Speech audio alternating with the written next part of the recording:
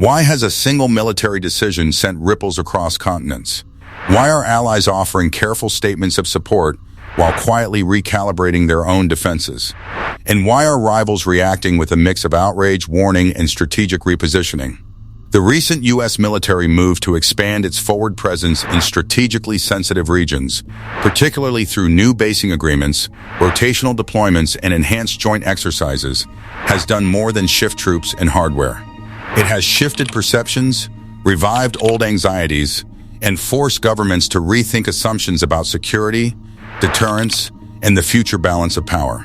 At the center of the tension is the United States' decision to deepen and broaden its military footprint in key geopolitical corridors, especially in the Indo-Pacific and parts of Eastern Europe. Framed by Washington as a necessary step to reinforce deterrence, reassure allies, and uphold freedom of navigation and sovereignty, the move reflects a broader strategic recalibration. After years of counterterrorism-focused operations, U.S. defense planning has pivoted toward great power competition. The emphasis is no longer solely on non-state actors, but on near-peer competitors capable of challenging American influence militarily, technologically, and economically. Supporters of the move argue that it is both overdue and essential. They contend that visible military presence is one of the few reliable currencies in international politics. In regions where territorial disputes simmer and rival powers flex naval and air capabilities, symbolic gestures are not enough. Warships, aircraft squadrons, missile defense systems, and integrated command structures speak louder than communiques. From this perspective, the expansion of U.S. access to bases, the prepositioning of equipment, and the intensification of joint exercises send a clear message. The United States intends to remain a decisive security actor. For many American allies, particularly those geographically exposed to assertive neighbors, the move offers reassurance. Countries that have watched military buildups across contested waters or near their borders see the U.S. presence as a stabilizing factor. It signals that defense treaties are not hollow promises. It also strengthens interoperability, ensuring that in a crisis, coordination would be smoother and response times shorter.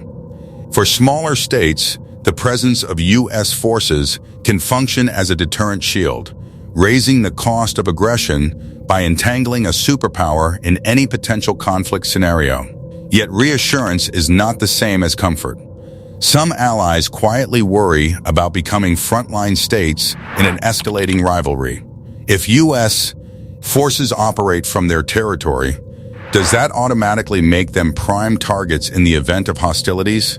Does hosting advanced missile systems or surveillance assets paint a bullseye on infrastructure and cities? While leaders may publicly welcome security guarantees, domestic debates often reveal unease about sovereignty, environmental impact, and the long-term consequences of deeper military integration.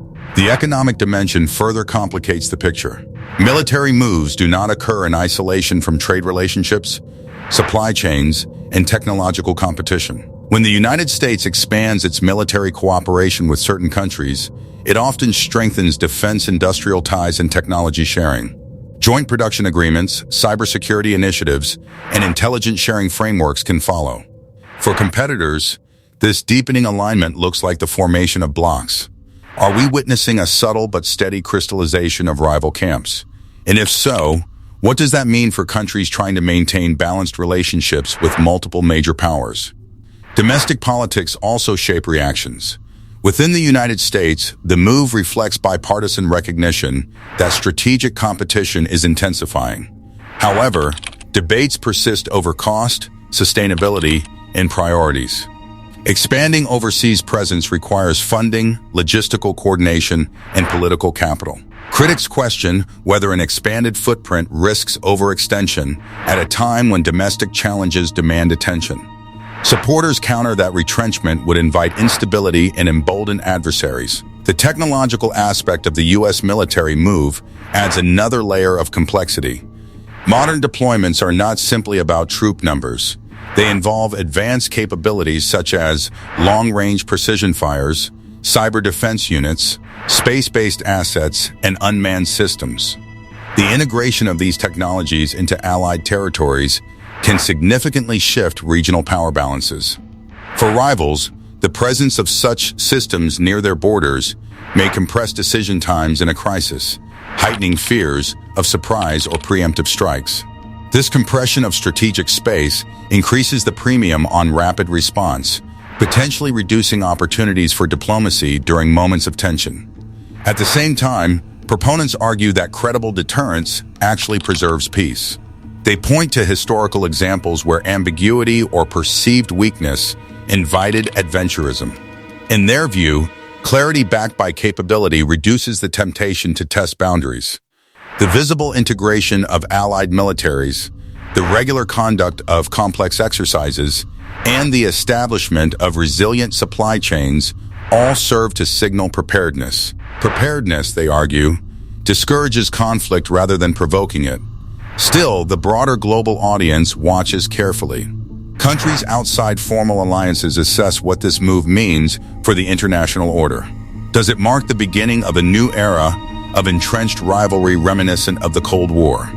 Or is it a flexible adjustment within an interconnected world, where economic interdependence tempers military competition? The answer may depend on how the involved powers manage communication and crisis mechanisms going forward.